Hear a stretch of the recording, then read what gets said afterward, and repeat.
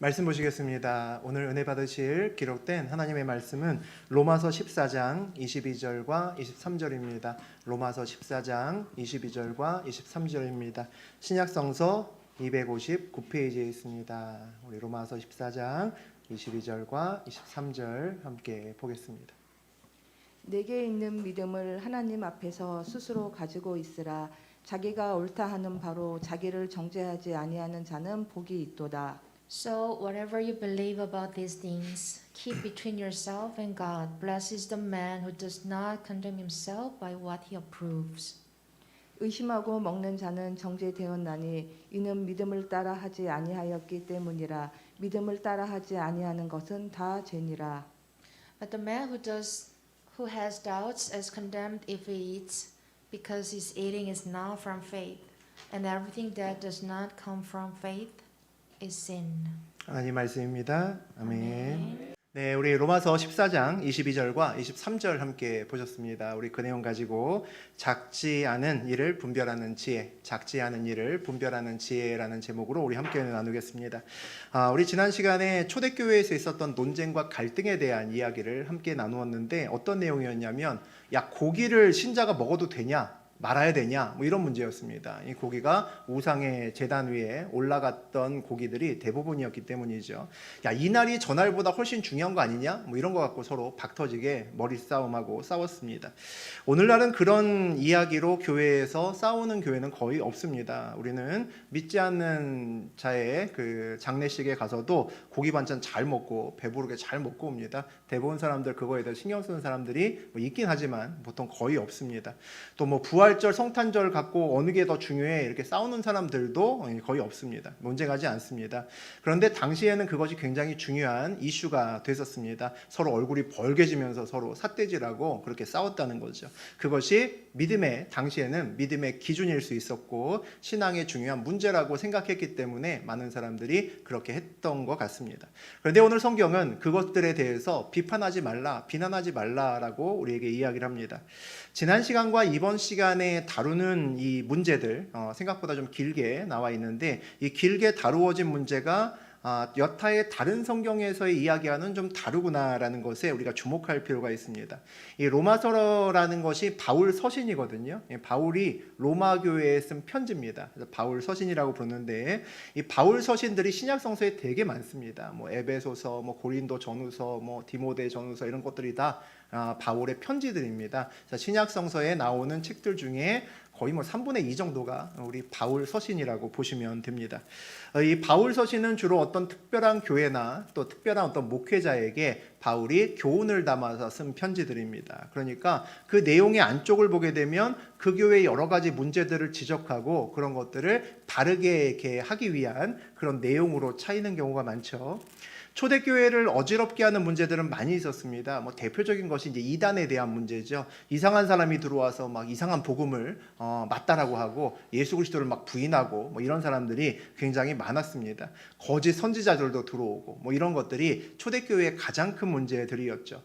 또는 세상의 문화에 휩쓸려서 교회 안에서 막 성적으로 타락하고 막 이상한 성적인 문제를 일으키는 그런 부류들도 또 있었습니다. 그런 것들이 교회의 질서를 망가뜨리고 이제 위기를 가져오게 됐죠. 그런 것들에 대해서 비난하고 주의해야 된다, 깨어 있어야 된다 이런 내용들이 주로 바울 서신에 나옵니다. 그런데 지난 시간하고 또 오늘 다룰 내용들은 좀 그런 문제가 아니죠. 뭐 고기를 먹어야 되냐 말아야 되냐, 이 날이 전날보다 더 어느 날이 더 중요하냐, 뭐 이런 얘기들은 우리가 볼 때 그렇게 크지 않은 것 같습니다. 뭐 그렇게 대수로워 보이지 않는 문제들이죠. 선악과는 뭐 악하고 선하다 이런 문제하고는 조금 다른 문제 아닌가 싶습니다. 적어도 우리는 구원과 복음과는 그것이 직접적인 연관은 없다라고 우리는 생각을 합니다.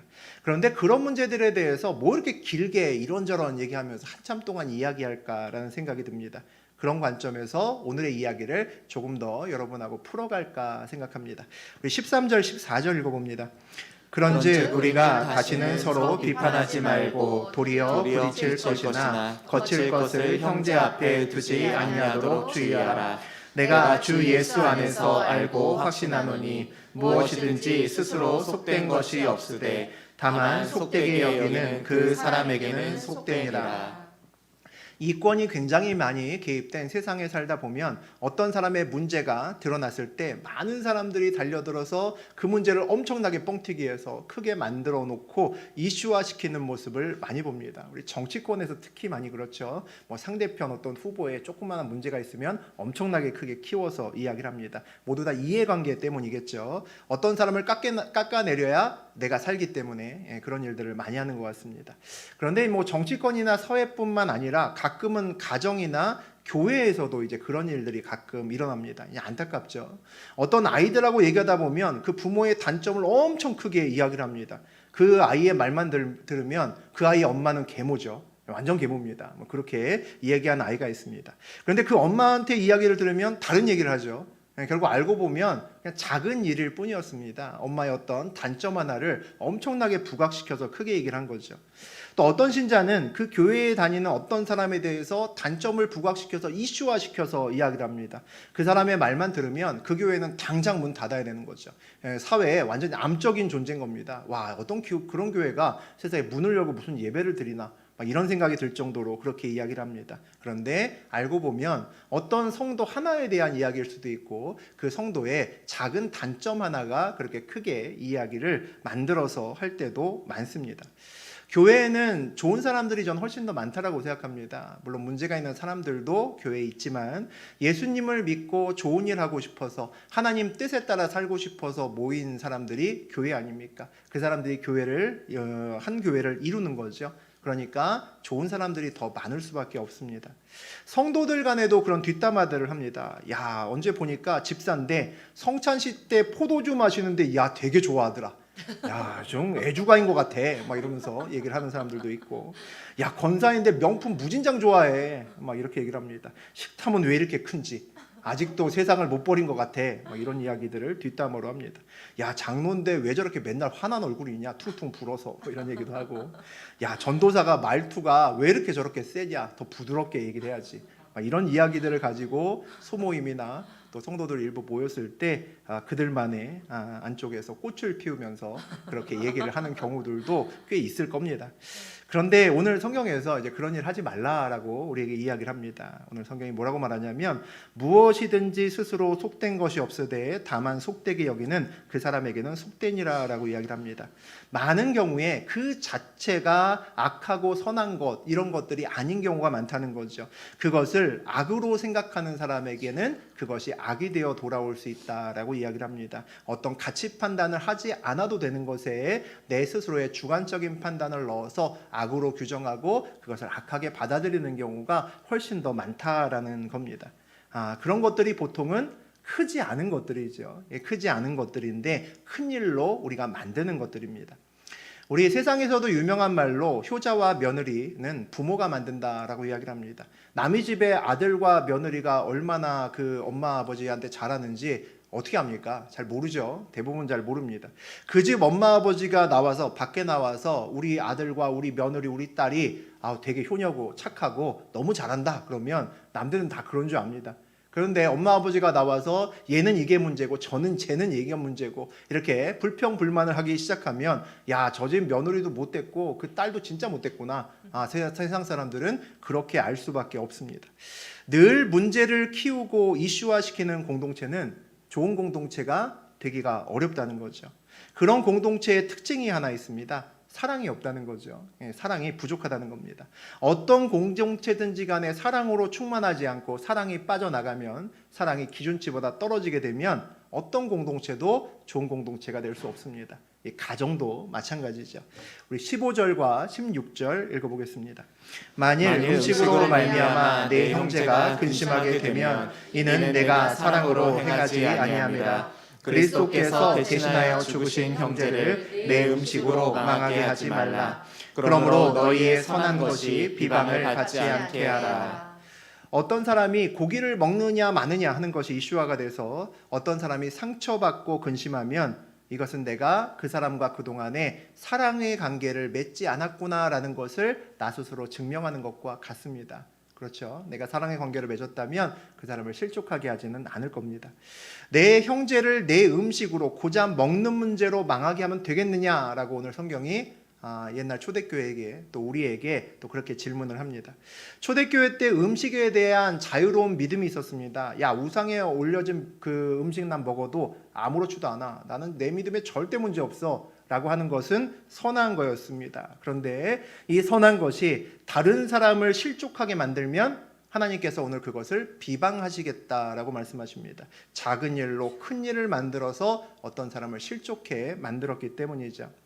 그리스도인으로 술, 담배를 하지 않고 경건하게 사는 것은 선한 것입니다. 좋은 것이죠. 그런데 내가 술, 담배를 이제 끊고 이제 깨끗하게 됐다고 해서 매의 눈으로 온 교회를 이제 뒤지고 다니는 거죠. 사람마다 막 옷 냄새 막 맡아봅니다. 그러면서 어저께 담배 피셨군요. 이제 이렇게 하면서 온 교회를 뒤집고 다닌다면 문제가 생기죠. 온 교회에 막 금주 금연해야 된다 그러고 사람들마다 다 찌르고 다니면 문제가 됩니다. 비방거리가 되겠죠. 왜 누군가는 그것 때문에 실족하게 될 것이고 교회에 분명히 싸움과 분란이 날 겁니다. 결국은 갈등하고 분열이 되는 교회가 될 수밖에 없기 때문이죠. 그리스도께서 대신해서 죽으신 형제를 내 음식으로 망하게 하지 말라. 아주 중요한 말이죠. 우리 앞에 있는 어떤 집사님, 우리 앞에 있는 어떤 성도님이 귀한 이유는 그분이 세상에서 큰 일하고 그분이 능력이 많아서가 아닙니다. 가장 원론적인 이유는 그리스도께서 그 사람을 위해 죽으셨기 때문입니다. 그러니까 예수님의 핏값으로 산 누군가를 우리가 작은 문제로 실족하게 하거나 상하게 하면 안 된다는 거죠. 그것은 내게, 그 말을 하는 나에게 사랑이 없다라는 것을 내 입술로, 내 행동으로 증명하는 것이나 마찬가지이기 때문입니다. 사복음서에 보면 아주 유명한 예화가 하나 나옵니다. 여러분 다 아시는 탕자의 비유가 나오죠. 돌아온 탕자가 있습니다. 아버지가 죽지도 않았죠. 근데 둘째 아들이 와서 유산 내놓으라고 합니다. 정말 귓방맹이를 한 대 쳐서 돌려보내야 되는데 그 아버지가 유산을 줍니다. 그죠? 그래서 그 유산을 받자마자 이 아들이 어떻게 합니까? 아버지가 절대 간섭할 수 없는 외국으로 바로 날릅니다. 도망가죠. 그래서 외국에서 사업을 하다가 아주 짤짤이 고생하고 완전히 다 말아먹죠. 다 말아먹습니다. 완전히 망하죠. 그 다음에 어떻게 합니까? 그 탕자가 돌아옵니다. 둘째 아들이 돌아왔을 때 큰 아들이 불평합니다. 뭐라고 불평합니까? 아버지, 저를 위해서는 어린 송아지 한 마리 안 잡더니 저 나쁜 놈이 왔는데 아주 잔치를 베푸시는군요. 이러면서 버럭 막 화를 냅니다. 따지죠. 그 이야기를 읽으면서 하나 생각이 드는 것이 있었습니다. 형만 그 집에 있었으면 탕자가 돌아왔을까라는 생각이 들었습니다. 탕자가 돌아왔을까요? 안 돌아왔겠죠. 죽어도 외국에서 죽지 절대로 고향 땅에 발을 딛지는 않을 겁니다. 우리는 그 이야기에서 탕자가 고향으로 돌아온 결정적인 이유는 아버지가 그곳에 계시기 때문인 것을 잊어서는 안 됩니다. 우리도 탕자라고 부르는 그 둘째 아들을 아버지는 탕자라고 부르지 않았습니다. 그 탕자라고 부르지 않았던 그 아버지가 있었기 때문에 탕자는 돌아올 곳을 늘 가지고 있었다는 거죠. 오늘날 가정과 교회에 돌아온 탕자의 아버지는 점점 사라지는 것 아닌가라는 생각이 듭니다. 그리고 탕자의 형은 점점 더 많아지는 것 아닐까라는 생각이 듭니다. 그러면 그 가정에, 그 교회에 마음이 떠난 사람이 돌아오지 않습니다. 오늘날 우리나라 교회도 역시 거기에 대해서 자유롭지 못하다는 생각이 듭니다. 어렸을 때 교회 다녀봤던 사람이 굉장히 많습니다. 우리가 70년대, 80년대, 90년대까지도 교회가 폭발적으로 부흥하는 때였기 때문입니다. 그런데 그렇게 많은 사람들이 교회에 북적됐는데 그 떠났던 사람들 중에 아주 일부만이 다시 교회로 돌아오는 것을 봅니다. 대부분은 돌아오지 않는다는 거죠. 혹시 우리 중에 아버지는 별로 없고 형들만 많아서 그들이 돌아오지 않는 것은 아닌지 모르겠습니다. 여러분의 가정이 우리 교회가 꼭 그런 공동체가 되어야 됩니다. 한때 떠났던, 마음이 떠났던 그 탕자도 다시 돌아올 수 있는, 거리낌 없이 돌아올 수 있는 그런 공동체가 되어야 된다는 거죠. 그런 공동체라면 그 공동체가 스스로 나는 사랑이 있는 공동체라고 증명할 수 있는 아마 그런 공동체가 될 겁니다. 우리 17절, 18절 보겠습니다. 하나님의 나라는 먹는 것과 마시는 것이 아니요 오직 성령 안에 있는 의와 평강과 희락이라. 이로써 그리스도를 섬기는 자는 하나님을 기쁘시게 하며 사람에게도 칭찬을 받느니라. 예수님께서 이 땅에 오셔서 기쁜 소식, 복음이라는 것을 전하셨습니다. 그 복음의 소식의 시작은 하나님 나라를 선포하시는 것으로 시작되었습니다. 오늘 보니까 하나님의 나라는 먹는 것과 마시는 것이 아니요 오직 성령 안에 있는 의와 평강과 희락이다라는 말씀이 나옵니다. 하나님의 나라는 보이는 것에 있지 않고 보이지 않는 것에 있어라는 말이죠. 육적인 것에 있지 않고 영적인 것에 있다라는 그런 말입니다. 하지만 오해하지는 말아야겠습니다. 하나님 나라가 보이지 않는 어딘가에 있는 막 무릉도원처럼 보이지 않는 허무한 그런 나라는 아니다라는 겁니다. 그런 얘기를 하는 것이 아니죠. 우리가 하나님을 믿는다는 것은 보이지 않지만 영적인 세계가 분명히 있음을 아는 겁니다. 그리고 그 세계가 내가 보는 이 세계보다 더 중요하다는 것을 알고 있다는 거죠. 우리는 영이 먼저, 보이지 않는 세계가 먼저 변해야 눈에 보이는 이 세상이 변한다라는 것을 믿고 또 그것을 의지하는 사람들입니다. 그러니까 우리는 세상을 살면서 세상이 중요하게 생각하는 것은 생각보다 별로 중요하게 여기지 않고 넘어가는 사람이 되고, 세상 사람들은 이거 뭐가 중요해 라는 그 문제 가지고 우리는 그걸 붙들고 싸우고 또 그걸 붙들고 또 깊게 고민하고 기도하는 그런 사람들입니다. 기준이 다른 거죠. 신앙을 가진다는 것은 세상 사람들과는 다른 분별력을 가진다는 겁니다. 살아계신 하나님만 그 분별력을, 살아계신 하나님을 아는 사람들만 그 영적인 분별력을 가질 수 있습니다. 그리스도를 섬기는 자는 하나님을 기쁘시게 하며 사람에게도 칭찬을 받느니라 라고 되어 있습니다. 그리스도를 섬기는 사람은 무엇이 영적으로 큰 일이고 작은 일인지 분별합니다. 그리고 영적인 큰 일을 먼저 구하고 거기에 집중을 하죠. 분별해야 하나님을 기쁘게 할 수 있죠. 분별해야 하나님께 무엇이 큰 일인 줄 알아야 그것에 집중해서 하나님을 기쁘시게 할 수 있습니다. 그리고 사람들과 작은 일로 부딪히지 않을 수도 있습니다. 이것이 전부 다 분별력의 뿌리가 있는 거죠. 그러니까 하나님과도 관계가 좋아지고 분별력이 있으면 사람들과도 관계가 좋아집니다. 사람들이 풍성해지는 역사가 일어나죠. 우리 19절에서 21절까지 봅니다. 그러므로 우리가 화평의 일과 서로 덕을 세우는 일을 힘쓰나니 음식으로 말미암아 하나님의 사업을 무너지게 하지 말라. 만물이 다 깨끗하되 거리낌으로 먹는 사람에게는 악한 것이라. 고기도 먹지 아니하고 포도주도 마시지 아니하고 무엇이든지 내 형제로 거리끼게 하는 일을 아니함이 아름다우니라. 하나님 나라를 꿈꾸는 그리스도인이라면 화평을 이루는 일, 덕을 세우는 일, 영적인 일에 초점을 맞춰야 된다라고 그렇게 말씀하죠. 그러니까 음식과 같은 작은 문제를 큰 이슈로 만들어서 하나님 나라의 걸림돌이 되는 일을 하지 말아라 라고 또 반복해서 이야기를 합니다. 고기를 먹어도 되느냐 마느냐, 포도주 같은 것을 먹어도 되느냐 마느냐, 이런 음식의 문제들, 그런 것들이 그렇게 중요하지 않습니다. 중요한 건 뭡니까? 내 사랑하는 영적인 형제 자매가 그 일로 인해서 넘어지느냐 마느냐, 혹시 그 일로 인해서 실족하게 되느냐, 그런 것이 진짜로 중요한 문제들이죠. 그래서 우리가 영적인 눈을 좀 바르게 또 크게 뜰 필요가 있습니다. 우리는 쉬고 놀고 먹을 때도, 또 먹을 때도, 마실 때도, 또 뭔가 재밌는 일 없나 여기저기 찾아다닐 때도, 맛집을 찾아다닐 때도 믿지 않는 누구, 믿음이 약한 어떤 사람에게 영적으로 긍정적인 영향을 늘 주려고 노력하고 살아야 됩니다. 그리스도의 삶은, 저하고 여러분의 삶은 늘 생명과 연관이 있어야 된다는 거죠. 아이고 그렇게 어떻게 살아요? 라고 하시는 분이 혹시 있을지 모르겠습니다. 근데 저는 불가능하지 않다라고 생각합니다. 왜냐하면 우리 연애하면, 누구 사랑하면 내가 일을 할 때도 문득문득 그 사람이 생각납니다. 내가 놀고 쉴 때도 역시 문득문득 그 사람이 생각나죠. 맛있는 것을 막 먹고 있으면 야 이거 좀 사다가 갖다 줄까? 아니면 내일이나 모레쯤 같이 와서 먹을까? 이런 생각을 하면서 보통 맛집에서 밥을 먹습니다. 똑같다는 거죠. 그리스도인이라고 하면 예수님을 늘 마음에 들고 살면 되는 사람들이죠. 예수님을 늘 마음에 들고 살면 작은 일도 영적으로 분별할 수 있게끔 될 수밖에 없습니다. 우리 22절과 23절 읽어보겠습니다. 내게 있는 믿음을 하나님 앞에서 스스로 가지고 있으라. 자기가 옳다 하는 바로 자기를 정죄하지 아니하는 자는 복이 있도다. 의심하고 먹는 자는 정죄되었나니 이는 믿음을 따라하지 아니하였기 때문이라. 믿음을 따라하지 아니하는 것은 다 죄니라. 이 말씀은 우리 신앙에 있어서 굉장히 중요한 원리 하나를 우리에게 이야기합니다. 믿음의 신념을 하나님 앞에 보일 수 있는 사람, 아주 성숙한 신앙을 가진 사람이죠. 그 사람에게 복이 있다는 겁니다. 영적으로 크고 작은 일을 잘 분별할 수 있기 때문에 그 사람에게는 복이 있는 거죠. 그러니까 큰 일에 대해서 옳다고 확신하는 일은 망설임 없이 힘차게 행할 수 있습니다. 그렇지 않은 일은 그냥 접고 넘어갈 수 있기 때문이죠.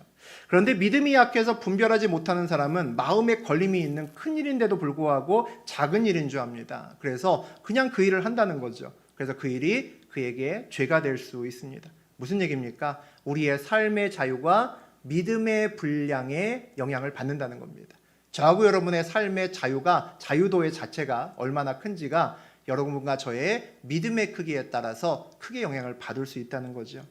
제가 설교 중에 그런 말을 몇 번 한 적이 있는데, 세상은 보는 만큼 믿습니다. 그래서 더 많이 보려고, 더 많이 보기 위해서 더 많은 것을 가지려고 합니다. 더 높이 올라가면, 더 많은 돈을 가지면 세상을 더 많이 볼 수 있다라고 생각을 합니다.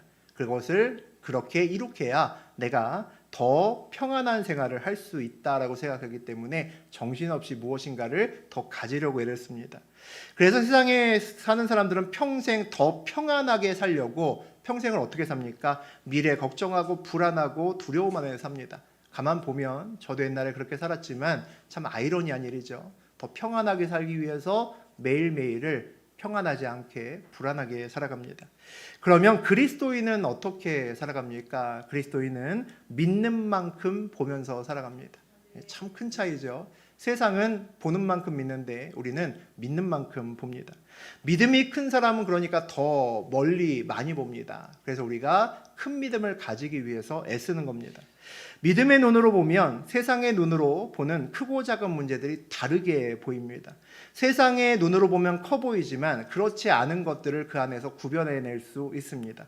세상의 눈으로는 작아 보이지만 실제로는 큰 문제라는 것을 보고 그것을 역시 골라낼 수 있습니다. 영적인 채판인 거죠. 영적인 채판으로 작은 것들은 흘려보내고 큰 것들은 남겨놓을 수 있습니다.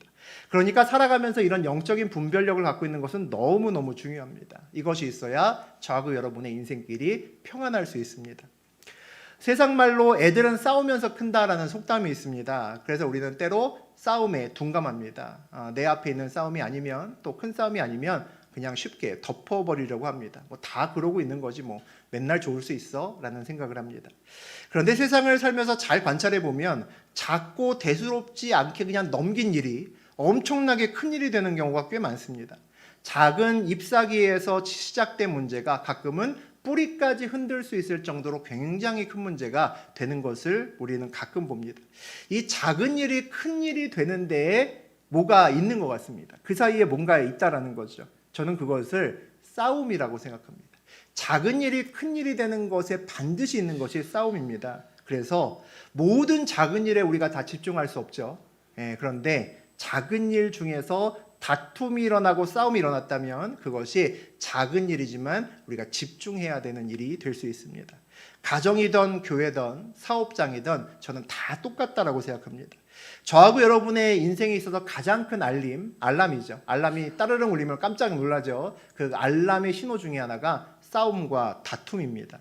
작은 일도 싸움이 더해지면 그것이 어느새 굉장히 큰 일로 나에게 다가올 수 있기 때문이죠. 하나님은 구약의 시작에서 아담 한 사람을 세우셔서 그를 통해서 가정을 세우셨습니다.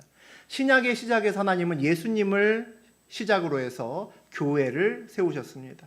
구약에서는 가정이고 신약에서는 교회죠. 가정과 교회는 그래서 늘 성경의 중심에 있습니다. 하나님은 가정과 교회를 오늘날도 온전히 세우기를 원하시죠. 어쩌면 가정이나 교회가 망가지는 것이 이단이 들어오고 초대교회처럼 거짓 선지자가 막 들어오고 그런 때문보다, 또 드라마처럼 누가 바람을 피우고 막 불륜이 일어나고 말도 안 되는 막 이런 일이 일어나는 경우도 있지만, 그것들보다 오늘 함께 나눈 이런 작은 문제들, 작은 단점들 때문에 하나의 교회가 무너지고 또 하나의 가정이 무너지는 것 아닌가라는 생각이 듭니다. 그 작은 문제에 싸움이 더해져서 큰 문제로 눈덩이처럼 바뀌어서 우리 가정과 또 교회로 굴러 들어왔기 때문입니다. 여기에서 우리나라 교회도 별로 자유롭지 못하는 것 같습니다. 우리나라 기독교 교단이 엄청 많습니다. 여러분 다 아시죠? 새신자가 가끔 물으면 설명은 해줄 수 있지만 사실 부끄러울 때가 더 많습니다. 장로교, 감리교, 성결교, 순복음, 구세군 많기도 한데 그 각각도 많죠. 장로교 살펴보면 통합, 합동, 고신, 예장, 기장 줄줄줄줄 나뉩니다. 이게 도대체 어떻게 된 일인가라는 생각이 듭니다. 왜 이렇게 많을까요? 그 나눠진 이유를 보면 참 재밌습니다. 유아 세례가 맞냐 아니냐, 줘야 되냐 말아야 되냐 이런 거 갖고 싸웁니다. 또 유아 세례를 주면 몇 살부터 주냐, 몇 살까지만 주냐, 몇 살 이후는 주지 말아야 되냐 이런 거 갖고 싸웁니다. 세례를 줄 때 꼭 물에 담궈야 되냐, 상황에 따라서 물 뿌리면 안 되냐 이런 거 갖고 싸웁니다. 이런 거 갖고 핏대 올리고 싸우다가 야 그러면 우리 딴 데 나가서 따로 하자 이렇게 해서 갈라집니다. 예배 중에 드럼을 치면 이단 아니냐, 이거 말도 안 되는 거다.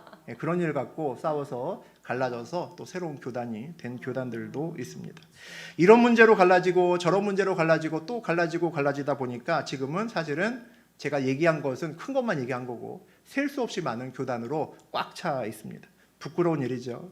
십자가 부인하고 부활을 부인한 것도 아닌데 이렇게 많은 교단이 있다는 걸 뭘 얘기하는 겁니까? 뭘 얘기하는 겁니까? 교회도 스스로 품어주지 못했다는 거죠. 스스로 품어주지 못했기 때문에 갈라지고 나눠지고 분열했다는 겁니다. 루터를 좋아하건 칼빈을 좋아하건 웨슬리를 좋아하건 또 최근에 바르트를 좋아하건 이게 뭔 상관입니까? 그 사람들보다 예수를 더 좋아하면 문제되지 않는 거죠.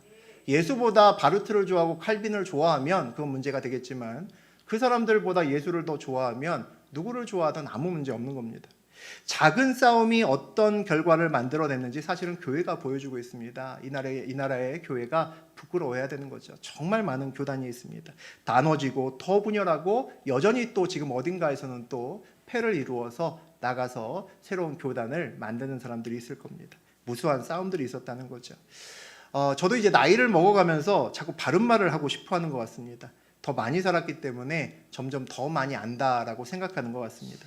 그래서 저도 모르게 잔소리를 합니다. 물론 저보다 연세 드신 분들한테는 잘 안 하지만 이제 젊은 사람들이나 어린 사람들이나 저보다는 이제 경험치가 한참 모자란 사람들을 보게 되면 저도 자꾸 무언가 그 사람들에게 지시하려고 하고 무언가를 자꾸 깨우쳐 주려고 합니다. 어느 날 그런 생각이 들었습니다. 내가 오늘 저 친구한테 나름대로 좋은 말 많이 해줬다고 생각하는데 저 사람이 내 가족이 돼서 나하고 함께 살면 싸우겠지? 라는 생각이 들었습니다. 그렇게 평탄하지는 못할 겁니다. 그래서 아마 많은 가정에서 부모 자식 간이 갈라지고 또 형제지간에 나이가 들면서 그렇게 좋지 못하게 지내는 가정들이 점점 많아지는 것 같습니다. 또 한편으로 드는 생각은 내가 오늘 저 친구에게 저렇게 잘못을 지적하고 조언하고 훈계했다고 해서 진짜 변할까라는 겁니다. 진짜 변할까? 변한다면 우리는 더 많은 것들을 우리 자식과 우리 청년들과 우리 교회 학교 친구들에게 더 많이 지적질을 하고 다니겠죠. 그렇게 다닐 겁니다. 과연 우리가 사는 이 세상, 저하고 여러분이 사는 이 세상은 훈계와 지적이 부족해서 이 모양일까라는 생각이 드는 거죠. 그렇지는 않은 것 같습니다. 엄청나게 바른 소리 하는 사람들이 많음에도 불구하고 여전히 교회도 또 여전히 세상도 잘못 굴러가는 경우가 많이 보입니다. 가장 중요한 것은 우리의 훈계와 지적이 절대로 싸움으로 가서는 안 된다라는 생각이 듭니다. 싸움으로 이어지면 반드시 공동체가 갈등하고 분열할 수밖에 없습니다. 싸움으로 이어지면 내가 아무리 좋은 마음으로 선으로 시작했다 하더라도 그 끝이 결코 선하지 않습니다. 싸우면 훈계가 어느새 비방과 비난이 되어 있고 처음에는 시작했을 땐 진짜 작은 문제였는데 얼마 되지 않아서 큰 문제가 되어서 뿌리를 흔들어 댑니다.